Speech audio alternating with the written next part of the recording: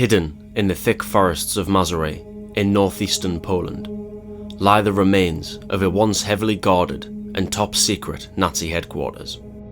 During the Second World War, Hitler himself spent over 800 days here, more than anywhere else throughout the war. Built to be near the Eastern Front as Germany invaded the Soviet Union, which ultimately changed the course of the war, this headquarters was once home to perhaps the most notorious man in modern history. Many things have occurred within these walls, including the orchestration of horrors such as the Holocaust and other key moments throughout the war, including even the attempted assassination of Hitler himself. Now join me in this video as we explore the fascinating remains of Wolf's Lair together.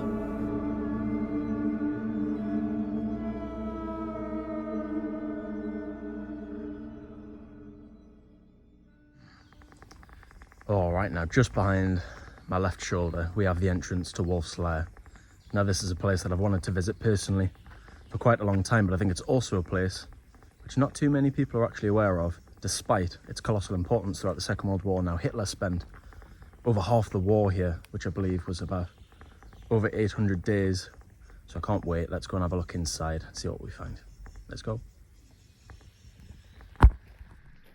Beginning very early on a Thursday morning, with the sun shining and the birds singing, I walk through forest, once plagued by scattered mines, barbed wire, and no doubt guard patrols too. The roads I walked once had wire netting suspended above them, fastened to nearby trees and covered with bakelite strips to imitate leaves, in order to ensure secrecy from the air. And just before 8 AM, I arrived at the entrance of the site, located on the outskirts of the first of 3 zones in the whole complex. Soon, after paying only 25 zloty for my entry ticket, I then cross a railway line which Hitler likely would have used on his own personal train to arrive at Wolf's Lair. Just on the other side are places you can eat, hire tour guides, and the main car park, which was completely empty. Seemingly having the place to myself, I stumble upon the first signs of destruction.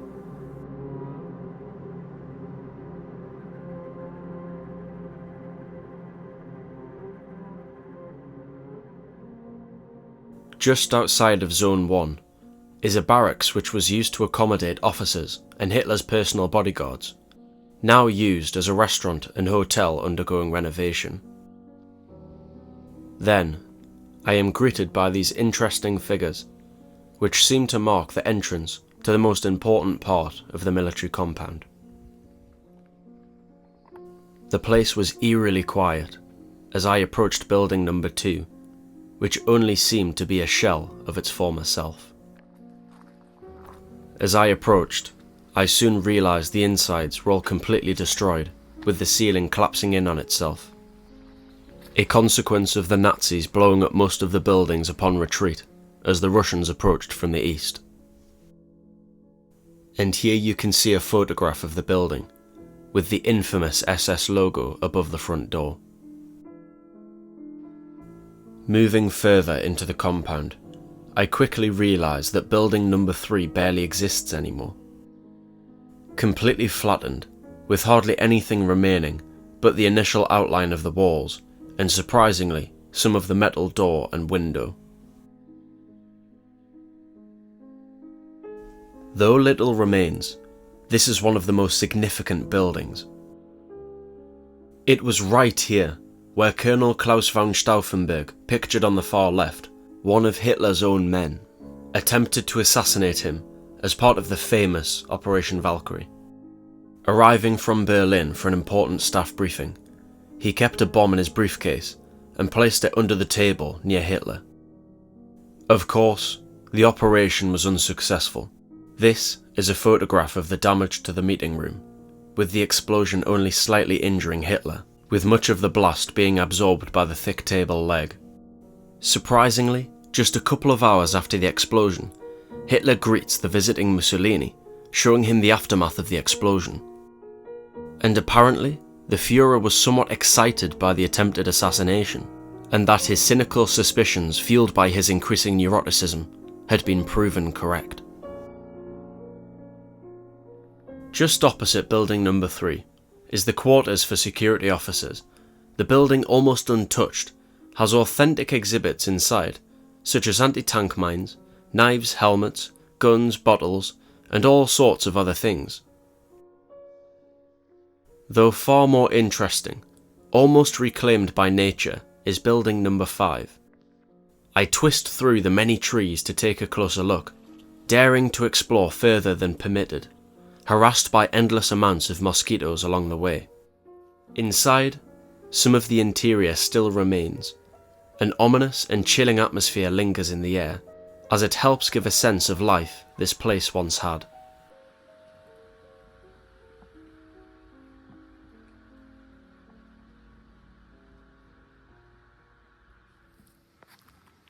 And it's crazy to think that just 80 years ago, back in 1944, this place would have been fully operational. Hitler would have been here, all of his men would have been here. It really is a fascinating place. But going back almost exactly 80 years, at the start of June, were the D-Day landings, when of course the British and the Americans landed on all the beaches in France. So you can imagine how different the atmosphere would have been, you know, summer 1944 compared to when this place was first built. I think they probably knew that the war was over. I now approach the first proper bunker, amazed by its size, starting off as a relatively small brick and concrete structure.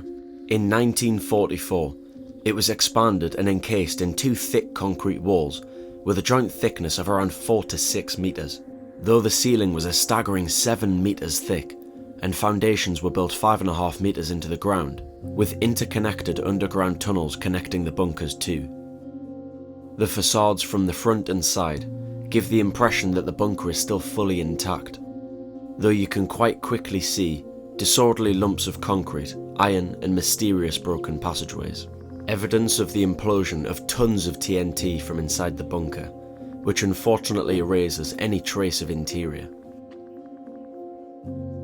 Interestingly as well, it was actually this bunker where the meeting was meant to be held during Hitler's attempted assassination, but this was changed at the last minute due to the room being too small. It's crazy to think that if this hadn't happened, Hitler and many other high-ranking Nazi officials would have likely have been killed, as the explosion would have been self-contained within the thick concrete walls of the bunker. I find it mind-blowing how often the course of the war was dictated over such fine margins.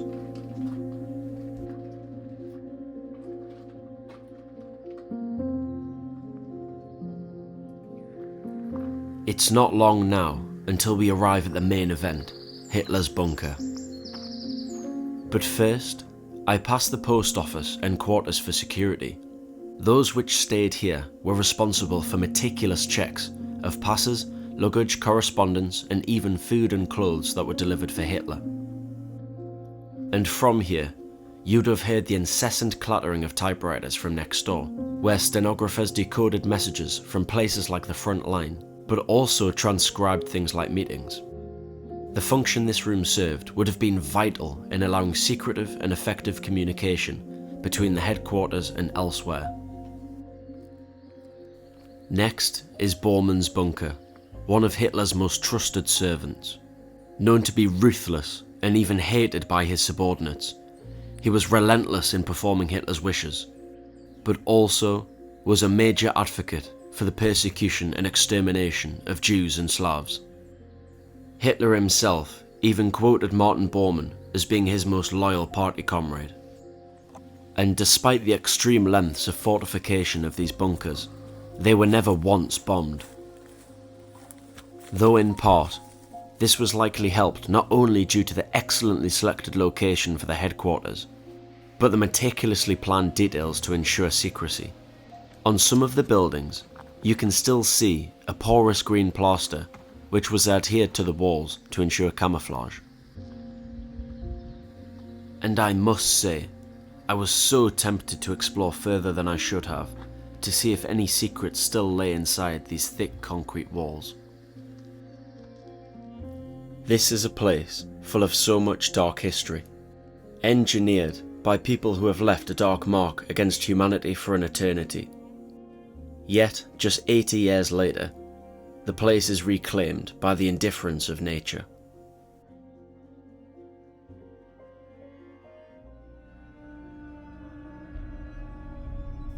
And now finally, we arrive to Hitler's bunker. Numerous doorways lead into darkness, though prohibited entry leaves tales of mystery and horror only to be imagined.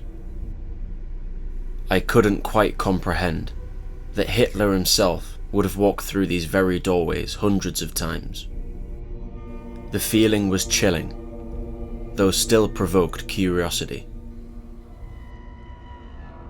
Remains of brutalist architecture and long-forgotten passageways instilled a strange array of emotions within me. The lingering of such powerful evil in the air left me almost speechless. With numerous eerie openings, blacked-out crevices, and signs of destruction, I couldn't help but feel on edge.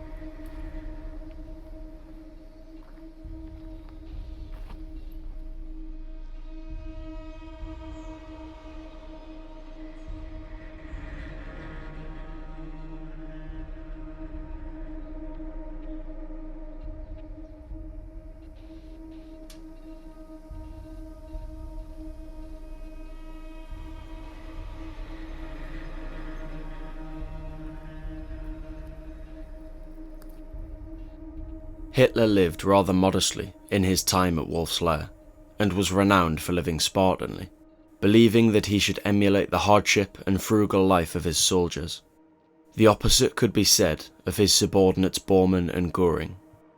And although the site of Wolf's Lair was safe and secure, there were frequent complaints about the climate, mosquitoes, cold indoors, dampness, dark, and even the infuriating sound of tin fans used for ventilation.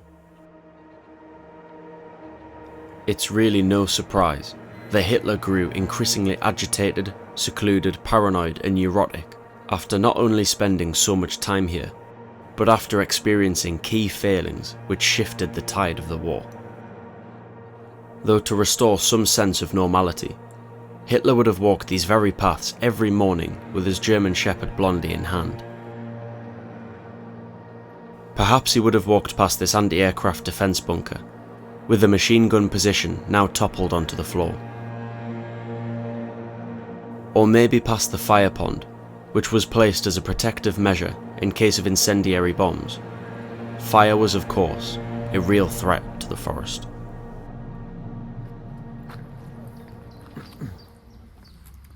So I thought I was past the Führer bunker, but obviously not. I've ended up coming around the back. But wow, this really shows you the extent in terms of the size of the place originally, but also the destruction, you know, as the Russians were pushing over from the east and they fled and pretty much blew the place up. But to think how much, you know, how much explosives, how much dynamite or whatever was used, you would need. You can see the thickness is absolutely insane. Wandering through the final remains of the compound, I stumbled upon what was a tea room, where Hitler would supposedly bore his closest associates until the early hours of the morning with his passionate monologues. And nearby, officers are long forgotten, with the only trace remaining to be a ghostly doorway. The barracks of Wilhelm Keitel, a little further along, are relatively intact, though crumbling pillars seem a fitting metaphor for the downfall of an evil man who begrudgingly signed for surrender at the end of the war.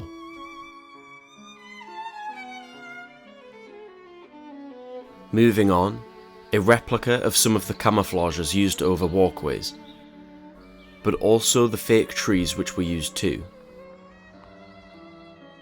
Then, arriving to Göring's bunker, the first thing I noticed was this strange transverse line running from left to right. Incredibly, despite masses of TNT, the crack is supposedly caused because the roof rose upon explosion and then settled again. Part of the bunker clearly suffered the effects of the explosion, though it is still sturdy enough that it is one of the only heavy bunkers that you can still actually walk through to this day.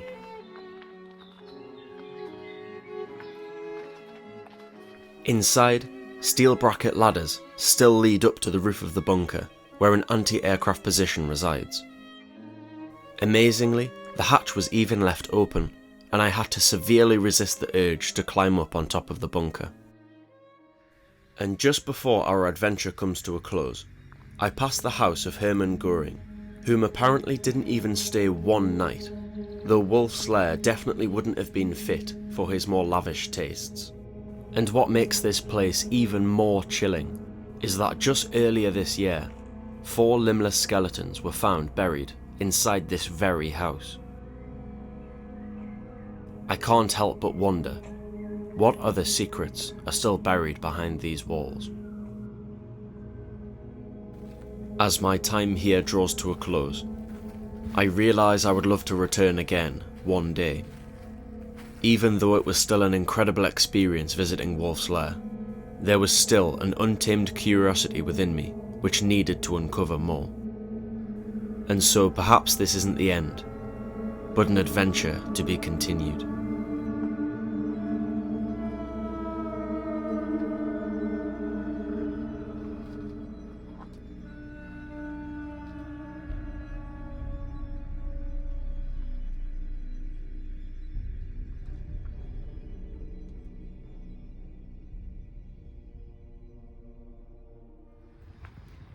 Wow, well there we are, Wolf's Lair. What a fascinating place. I've thoroughly enjoyed exploring it, and I hope you come along and enjoy it for yourself. If not, you at least came along with me on the adventure, learned a thing or two hopefully, and enjoyed exploring it. But also, I have got loads of other videos that you can enjoy. If you enjoyed this one, please let me know, subscribe, comment down below. As always, I very much appreciate that. But there, I'm going to link my Poland playlist.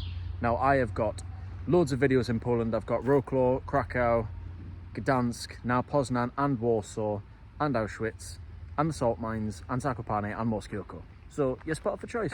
So you can go and watch those there. I might also do like a comprehensive guide of visiting Wolf's Lair, because it is in the middle of nowhere and you know all that sort of stuff. Little handy tips.